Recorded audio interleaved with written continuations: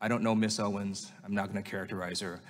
I'm going to let her own words do the talking. So I'm going to play for you the first 30 seconds of a statement she made about Adolf Hitler. I agree. I actually don't have any problems at all with the word nationalism. I think that it gets, the definition gets poisoned by elitists that actually want globalism. Globalism is what I don't want. So when you think about, whenever we say nationalism, the first thing people think about, at least in America, is Hitler. You know, he was a National Socialist, but if Hitler just wanted to make Germany great and have things run well, okay, fine. The problem is that he had dreams outside of Germany. He wanted to globalize. He wanted everybody to be German, everybody to be speaking German. All right, so my first question is to Ms. Kirchhoff.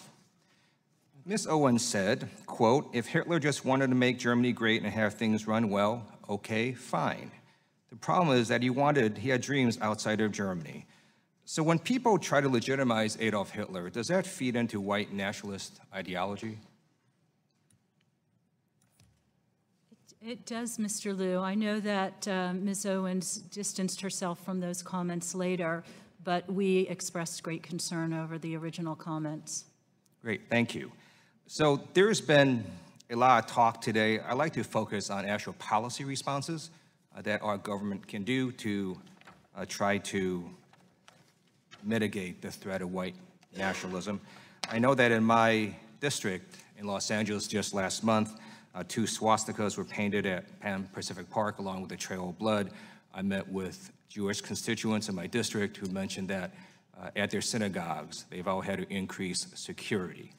As you know, there is a nonprofit security grant program at the Department of Homeland Security. Do you believe it'd be worthwhile to increase funding to that program?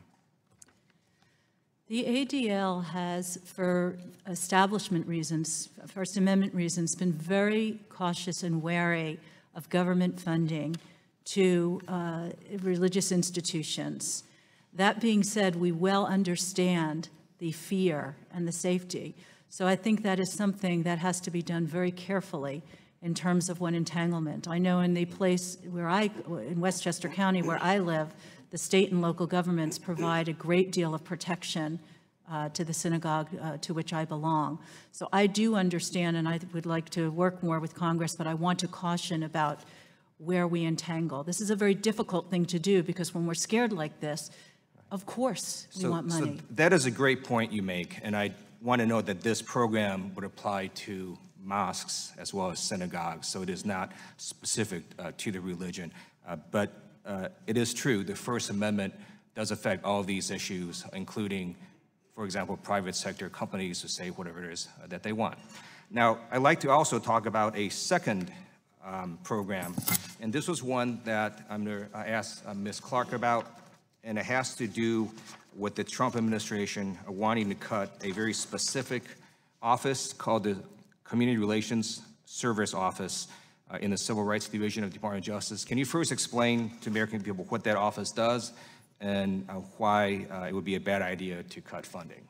The Community Relations Service Office is a very critical part of the Justice Department. They are considered the peacemakers. They are the ones who step into communities that are embroiled in the aftermath of a hate incident. They are the ones who you'd want to deploy out to Louisiana, to the parishes where the churches are burning right now. They're the ones that you'd want on the ground right after the Charlottesville hate rally. We are deeply concerned by proposals to cut funding to this office, to shift this office to another part of the agency. It's important that this agency's work be completely non-political, but the very subject matter of this hearing today underscores the urgency of maintaining this office that has been with us for decades. And in fact, one of the reasons this office has worked well is because people who go there and get interviewed, it is not a prosecutorial office, and does that make it easier for people to provide information? That's right. They are the peacemakers. They are the ones who go in and connect with communities that are suffering in the aftermath of a hate incident. They connect with victims of crimes and hate crimes and connect them with services. And most importantly, they're the ones who help to ensure that an incident doesn't escalate and lead to more tension. So we need this agency now more than ever. Thank you, and I yield back.